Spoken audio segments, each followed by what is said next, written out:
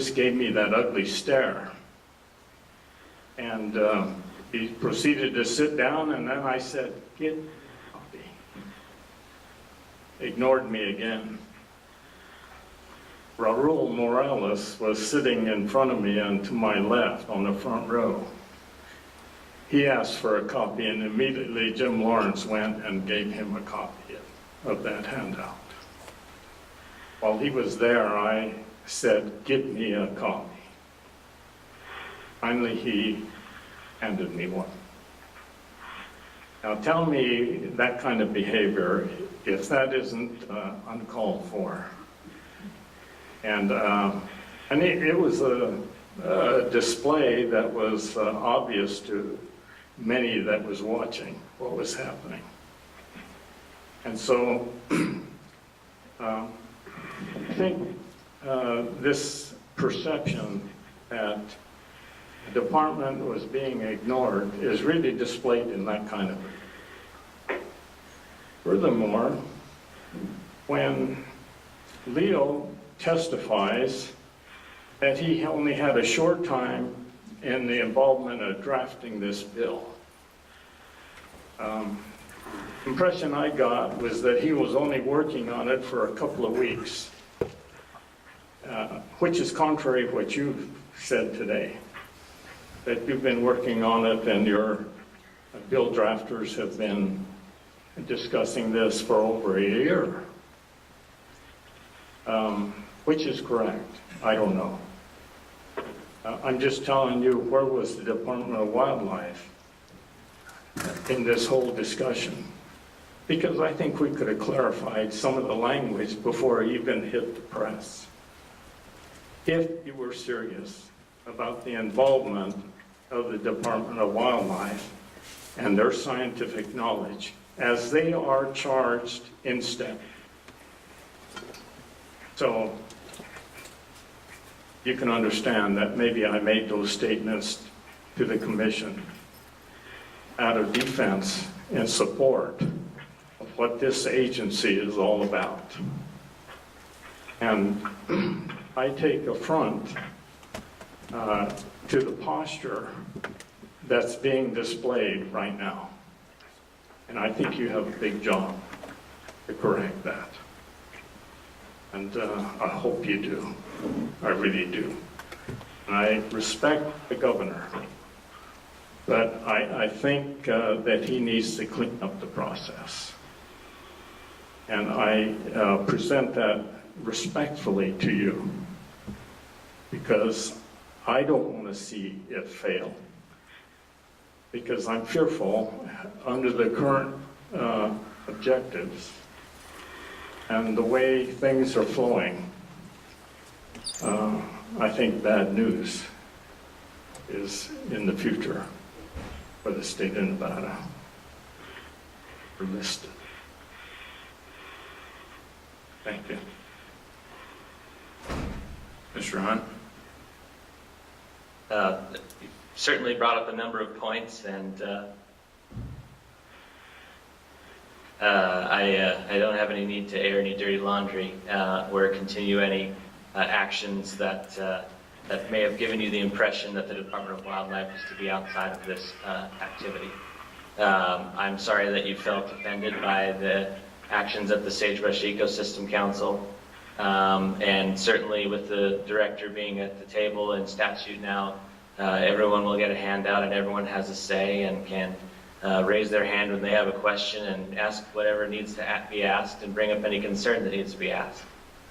So we're doing that. As far as the involvement of the technical team, it is a working process. I believe the folks were just hired in February, and this is a new program. It's a new way of working, and so we're breaking down the silos of government where folks just like to work in their own insular worlds, and we are putting them in the same building and making them work it out together. Change is a tough thing to take on, and it's something that is not always fun, but it's something that we're going to work through, and working together we can get through it. But if it's something where we're taking stands and bristling up at the lack of authority or turf battles, that's frankly not what the governor is looking for. The governor called, when he called the Sage Grouse Advisory Council together, he sat down and he said, I'm calling you all together as Nevadans. And that's what he expects the departments of this entire state to do. Every department, regardless of what their authority is and what their historical role is and whatever that may be, he intends for every agency to come together and work together, not adversarially, to address this, because that's when we're doomed for a listing, and that's when we're doomed for negative impacts, is if we have agencies that are working against each other. And so certainly we don't want any agency working against another agency, and so we're resolving those issues. And I apologize that, you know, this is a tough time to just jump in and get thrown into the middle of a process that's been being developed for a year. You know, with the Sage Grouse Advisory Council, that was a long process that we did and developed these recommendations. I'm looking forward to continuing to working to develop and enhance the relationship with the Department of Wildlife. I'm looking forward to utilizing Laura to tap into all of the resources that the Department of Wildlife has, and also utilize her to communicate those resources and say, hey, we've got some research on that, or hey, we have an opinion on this, and to be able to use that to get that into the process better. And we can do that on a number of fronts. So we can allow the folks at the Department of Wildlife, the excellent biologists and managers there, we can use them and free up their time to be able to contribute their input to this stuff in a meaningful way. And so I look forward to that. I'm sorry that you were offended by my comments when I speak. I do speak for the governor, and I recognize that I speak for him when I do that. And that does carry a great weight, but that's how I am addressing this issue. So with the sage grouse, it's an important issue for the entire state. I recognize that. The governor recognizes the important role that the Department of Wildlife has. And I don't need to say any more on this. We're looking forward to continuing to develop this relationship and move forward with Director Wasley and all the excellent people in the Department of Wildlife. I'll say that again on the record. And I'll say it over and over again. If I have to get up on top of this desk and say it, I'll say it. Thank you. Director Wasley, welcome to your new job. But I know that you've had some conversation with Mr. Drozdoff and the governor in the past few days. So I have been assured that you are into that process and that you're going to be listened to, and science is going to be listened to, and NDOW is an integral part to the whole process. Is that your understanding also? Yes, that's correct. Actually, the department received an email this morning with an official invitation to have a seat at that table from Leo Drozdoff, encouraging us to provide the best scientific data. He was insistent that the process could not be successful without that data and information, and NDOW having a seat at that table. The governor also reiterated the importance of us as subject matter experts in that process. And one thing I said the other day is I'm not here to protect NDOW. I'm not here to protect anything. I'm here to do the best that I can for the state of Nevada's wildlife and the citizens of the state of Nevada. And I do believe more involvement by NDOW is the best way we can go. And I've expressed that concern, and I know that it's being listened to, and I know that Director Wasley is going to be an integral part of it going forward with this, without a doubt. I know that our feathers are ruffled with the NDOW staff, and we need to get those feathers back down and be Nevadans and go forward and make sure that we are part of the process, developing a plan that will work. So, Commissioner Drew. Yeah, just briefly, and I mean, it's a lot of work to sit on this commission and also sit on the Sagebrush Ecosystem Council, but I'm happy to do it because these are extraordinary times and it's going to take an extraordinary effort, and it's bigger than the sage grouse. There's a reason it's called the Sagebrush Ecosystem Council. The sagebrush ecosystem is one of the most imperiled ecosystems in the world, and so I think the on-hands approach to this, all hands on deck approach by the state is absolutely what's needed to address some very big problems. I do think the department and this commission needs to be an integral part of that. The transition has been difficult simply because people are trying to feel out their role and how this is all going to mesh together. And it's no surprise that any time you're trying to pull that many levels of state government or any government together, you're going to have those sorts of issues. But I see it evolving well. We need to make sure everyone gets a seat at the table.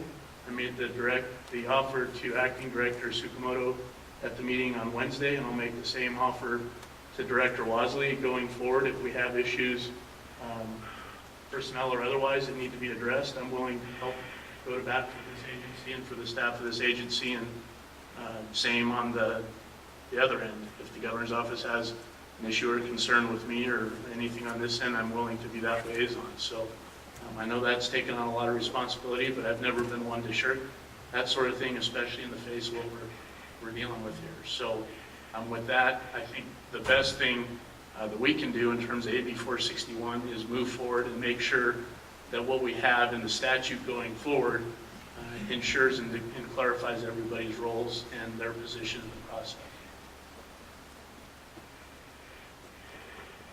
Any other commissioners have any comment? Hearing none, I'll bring it back. Do we have any? Mr. Hunt, do you have anything else to add? Thanks for the opportunity to be here today, and I do look forward to a new relationship and continued relationship with the department and with the commission, and do appreciate all the work that you do for the state, and I wish wildlife was here, but do appreciate all their efforts, and I'm looking forward to a new page and a new day where we're all working together on this, and I think we can do it. Thank you for your time today. Any public comment on this item? Then I'll bring it back to the commission. We'll try to figure out where we're going to go with it. Any public comment? Seeing none, I'll bring it back to the commission.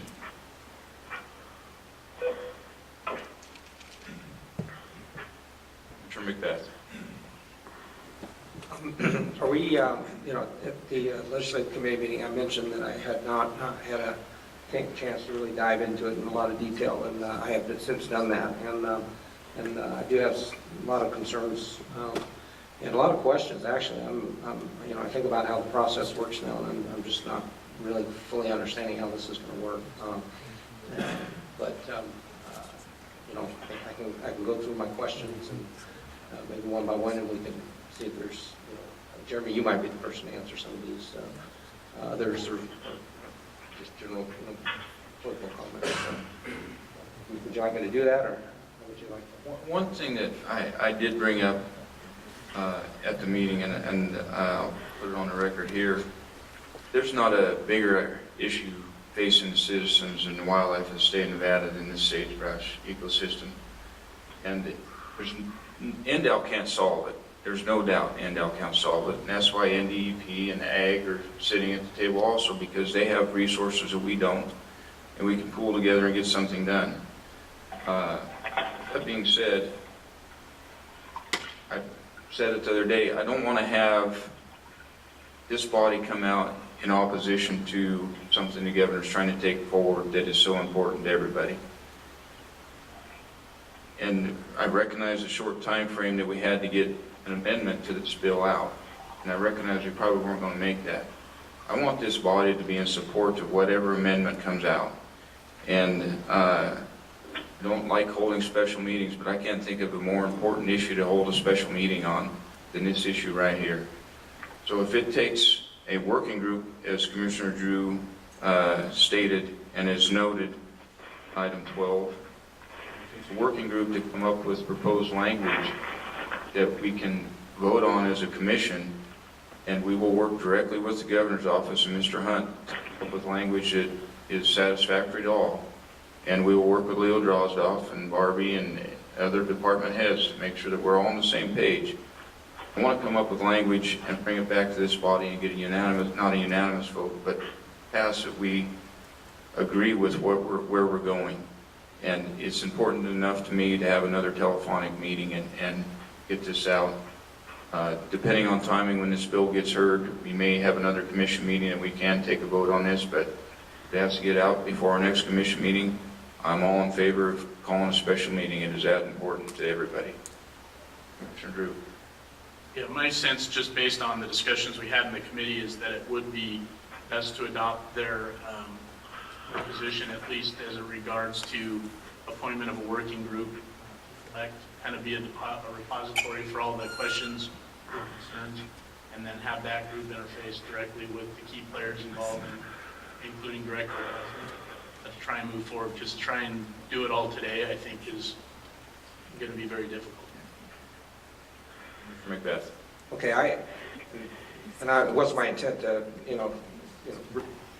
go over this in detail today, unless we were going to actually vote to one way or the other on this. And so if what you're saying is that we are going to table this particular bill, and we're not going to make any motion, in other words, the committee's recommendation was neutral.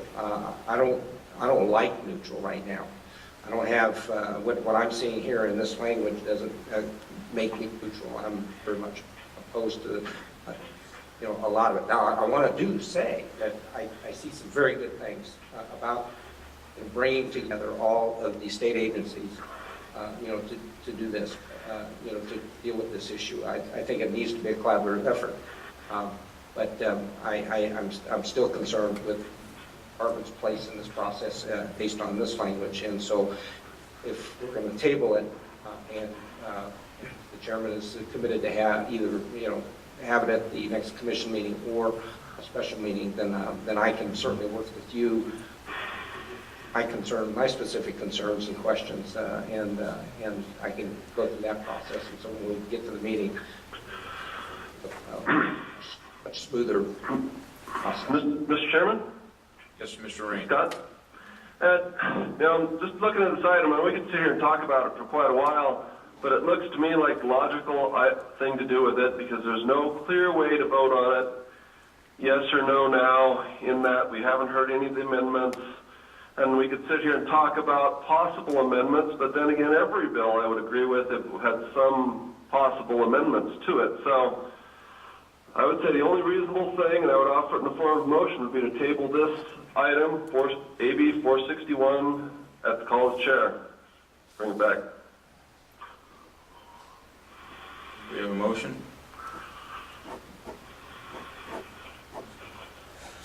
Commissioner Macbeth has an amendment to that motion. I'd offer a friendly amendment that with the understanding that the chairman is going to either schedule the consideration of AB 461 at the next commission meeting or at a special telephonic commission meeting to be determined by the chairman. If possible. Yes, I know sometimes it's not possible, right? if possible. Commissioner Drew. If possible. If we go without with the if possible, absolutely. Incorporate that main motion. I'm okay with that. Okay, but we had more discussion on a motion without a second discussion. So do we have a second? So if we have any more discussion? Second. And that was Commissioner Morai. Commissioner Morai seconded the motion. This is Commissioner Drew for the record. My only suggestion on that is that we either leave it to the chair's discretion to appoint a working group or that we assign that now. And I don't care which. Mr. Chairman, if I could, I believe that would be at the discretion of the chair outside of this motion and outside of this meeting, and it would possibly, the chair could very much direct the legislative committee to do it, or take it upon himself. I mean, that's something that doesn't need to be done inside the commission meeting. Fair enough, as long as that's understood and on the record. Any further discussion? Seeing none, I'll call for the vote. All those in favor signify by saying aye. Aye. Aye. Okay, I'm going to do roll call on the phone. Commissioner Lane? Aye. Commissioner Morai? Aye. Commissioner Wallace? Aye. Commissioner Rain? Aye. Okay, it's unanimous. Commissioner Young, are you on the phone? Well, Commissioner Young still. All right. Now let's start taking them in order. Commissioner Drew, you want to go with number 6, the 371?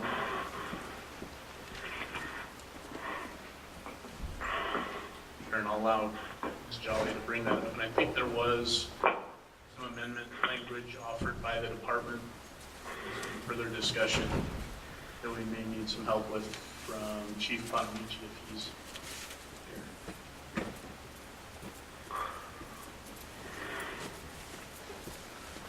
I'm Dolly for the record. I'm pulling up SB 371 as it is, and I tried earlier to pull up the Nellis site to get to the amendments. It didn't work, so I'll try it one more time, but I'll have Chief Bonamici come up since he's working with the sponsor on that.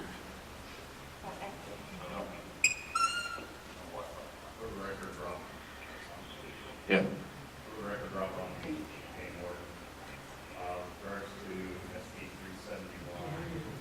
371. Yeah, no, but can anybody on the phone hear Rob? No. No. There we go. Better now. Hold right up to you, Rob. Hello? Others? Can everybody hear now? Gotcha. Okay. Gotcha. All right, with regards to SB 371, the latest amendment that came out this morning reads as follows. Section 1 will now read, a person shall not intentionally feed any big game mammals or coyotes without written authorization from the department. Was restricted to big game and coyotes because of all the concerns addressed at the hearing regarding the feeding of chipmunks, squirrels, etc. And then section 2 pretty much stayed the same from the second revision. But anyway, I'll read that. Number 2, a person who violates subsection 1 for the first offense must not be cited or charged criminally, but must be informed in writing of the behavior that constitutes the violation and the penalties prescribed by this section for future violations. And then 2B reads, for a second offense shall be punished by a fine of up to $250. 2C reads, for a third or subsequent offense shall be punished by a fine of up to $500. And then number 3, under section 1 reads, this section does not apply to an employee or agent of the department or the Animal and Plant Health Inspection Service of the United States Department of Agriculture who, while carrying out his or her duties, intentionally feeds any big game mammals or coyotes for any purpose. And then sub 4, as used in this section, a big game mammal means 1, pronghorn antelope, black bear, mule deer, mountain goat, mountain lion, Rocky Mountain elk, or 2, of the following subspecies of bighorn sheep: Nelson bighorn sheep, California bighorn sheep, or Rocky Mountain bighorn sheep. B, intentionally feed means to supply, provide, or otherwise make available any salt grain, meat, or other form of nourishment with the intent of attracting or feeding big game mammals or coyotes. The term does not include any incidental or unintentional feeding of big game mammals or coyotes, including without limitation any such feeding associated with 1, any accepted agricultural livestock practice; 2, any planting or maintenance of any shrub, tree, or other landscaping for any residence, property, or area; or 3, any sporting event or outdoor activity at which food is served or consumed. So those are the changes as of this morning. Any questions? Go ahead. Commissioner Moray, Yes. how does that wording relate to if a rancher has a dead animal and it's strategically located to be able to dispatch coyotes or or any other animals that may come to that animal. What's the intent of that bill, or what's the wording for protection against that?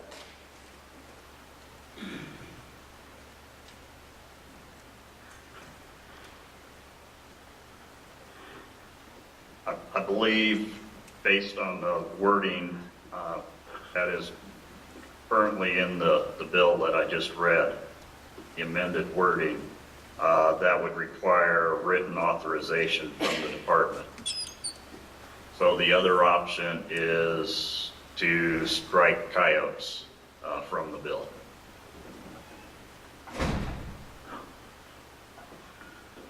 Okay, another question I have then is with the wording in this bill, is the department the one that makes the decision if someone, I know there's an agricultural exemption, that's all agricultural products that may be planted that do attract wildlife? That is correct. For the record, Rob Bonamici. The term does not include any incidental or unintentional feeding of big game mammals or coyotes, including without limitation. So it'd have to be intentional feeding. Incidental to agriculture is not an issue. Incidental to ranching practices, that's not an issue. Okay, thank you. Question, if I could? Go ahead, Mr. Rain. Mr. Bonamici, the definitional difference between feeding and baiting. This sounds like feeding. Could that be considered baiting, or what's the difference? For the record, Rob Bonamici, Chief Game Warden.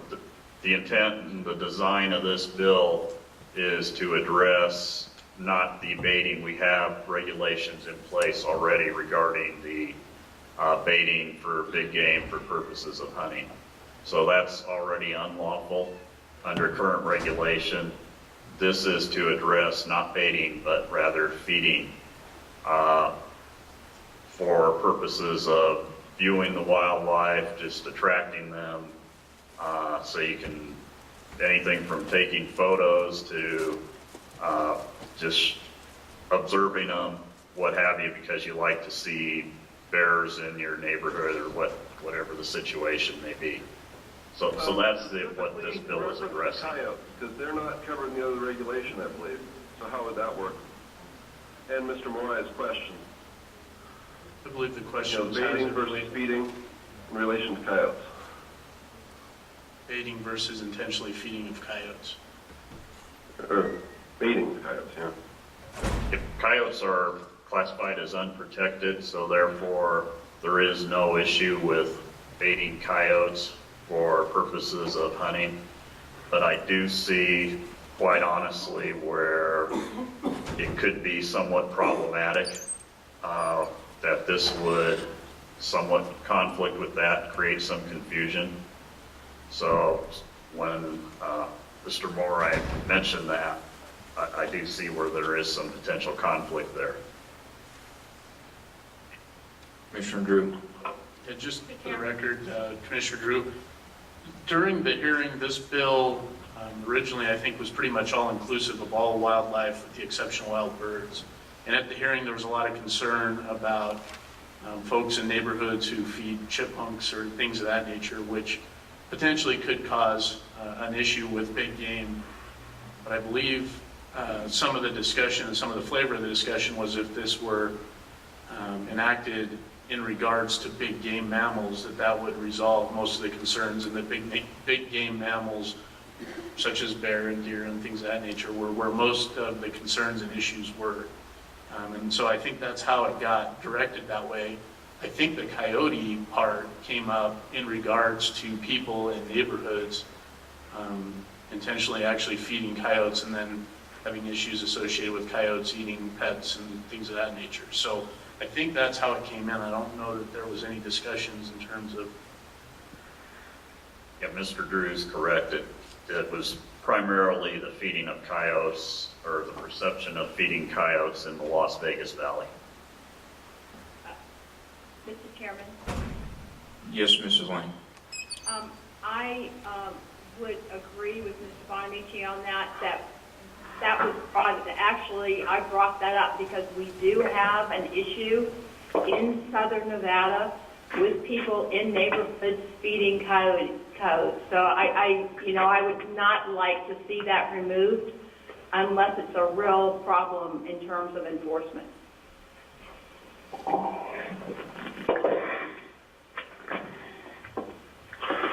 Any further discussion? I'll take it out to the public, unless you got something else to add, Rob. Okay. Seeing no comment from the public, oh, Dr. Moldy.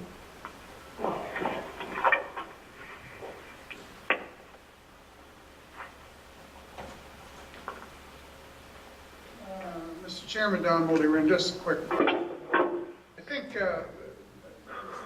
from my point of view, I gather all the chipmunk feeders and whatnot are covered under this. My neighborhood, bugfoot, raccoons are going to be persecuted by this. I am still a little concerned about whether there may be a loophole here for sportsmen who may avoid a baiting restriction by claiming they're feeding or vice versa. I just am worried that there may be a sportsman's loophole hidden in this thing somewhere that they may want to use later on if, as I said before, dogs go away for bears or something of that sort. I don't think it's here, but I just want a little reassurance on that that's not the case. Thank you. Rob?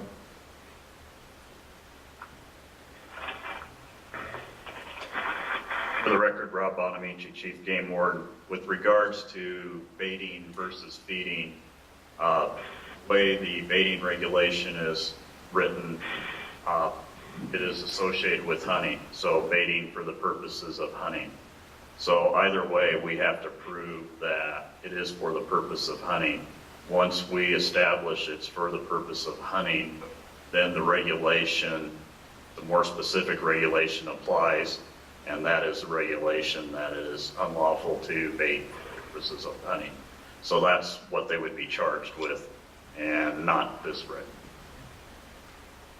Thank you. Any other public comment? Back to the commission for a motion. Just to reinforce the Commissioner Drew for the record, the recommendation from the committee was that the commission support with the NDOW proposed amendment. This is actually a little bit of a more updated amendment. That would offer, just for the purposes of moving forward, a motion to support SB 371 for the amendments discussed today. We have a motion. I think I missed the last half of his statement. Or motion. Okay, will you clarify your motion, Mr. Drew? So the motion was to support SB 371 per the proposed amendments discussed and described today by Chief Bonamici. Copy.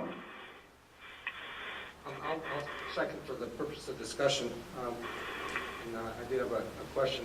Have we addressed Commissioner Morai's agricultural issue, exemption for agricultural interests in this current language, or are they going to be forced to get the permit or permission?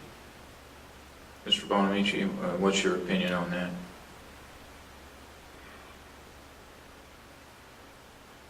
For the record, Rob Bonamici, Chief Game Warden, and taking a minute here to digest Mr. Morai's concern and comment. I think we're going to be okay from the standpoint that what Mr. Morai described is for the purpose of hunting, and which is a lawful activity for unprotected species. It's not for the purposes of feeding the coyotes. It's obviously quite the contrary. Okay, thank you. Is that clear with you, Mr. Morai? It is. Okay, thank you. Any further discussion? Seeing none, I'll call for the vote. I'm going to vote in Reno first, and I'll take a roll call vote. All those in favor signify by saying aye. Aye. On the phone, Commissioner Lane.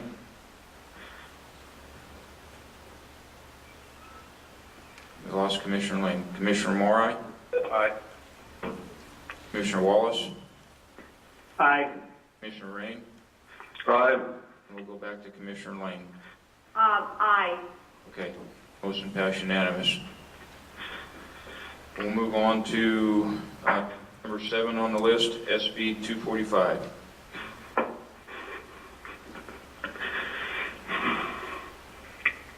SB 245 is exotic dangerous animal bill. A while here to pull it up. This had substantial discussion, and I understand this is another one where there's amendments proposed. Unfortunately, I don't have any of those. All we have is what the bill says now and the testimony from those who attended the hearing. Just one moment.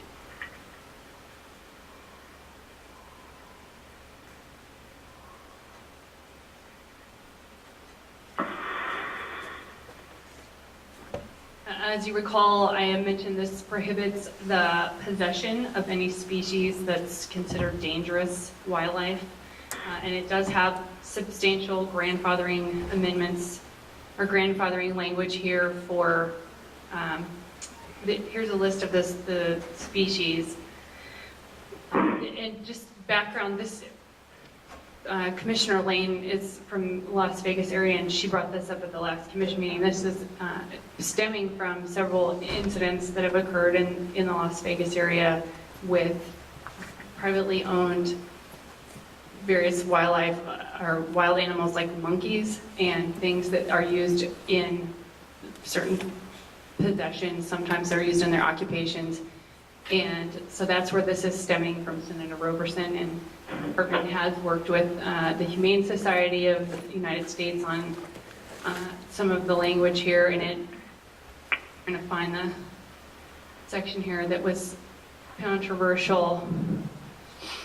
I believe the section that was controversial in the hearing was the reference to the care and to the reference to the Zoological Association as opposed to other associations, and then trying to provide a future exemption for people that have preserves for these types of animals, like rehab preserves, and who want to possess them, who do it in a manner that is lawful and meets those requirements.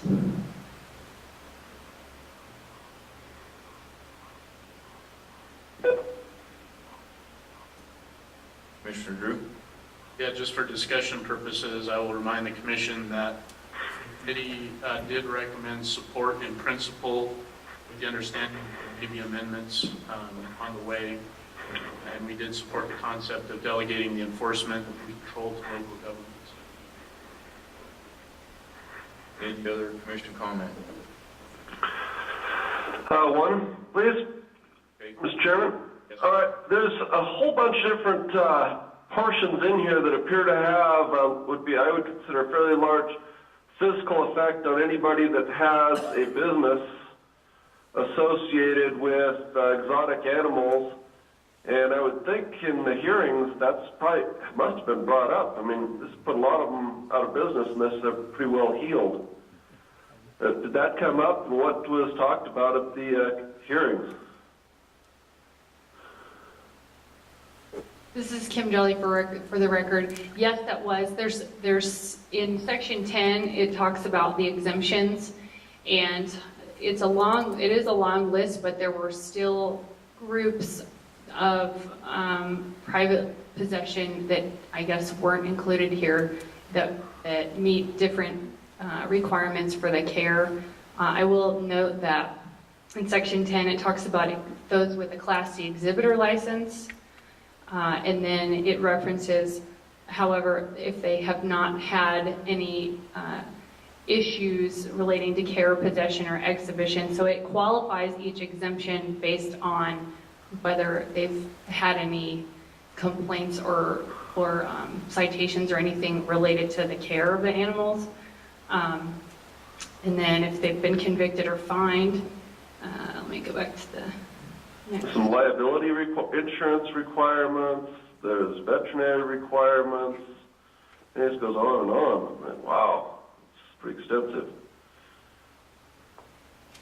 And kind of beyond MDOT, Department of Wildlife stuff, but still. And I'll just note, I'm not sure if, Chief Bonamici is still here, that the primary connection to NDOW and the commission is that the bill states here that we have an exemption if necessary, but we worked with the various groups, mainly the lobbyists for the Humane Society and some of the local governments, so that this is applicable by local animal control and local law enforcement, first responder type, that's the enforcement level, as opposed to having NDOW be the lead on this. And so that's the primary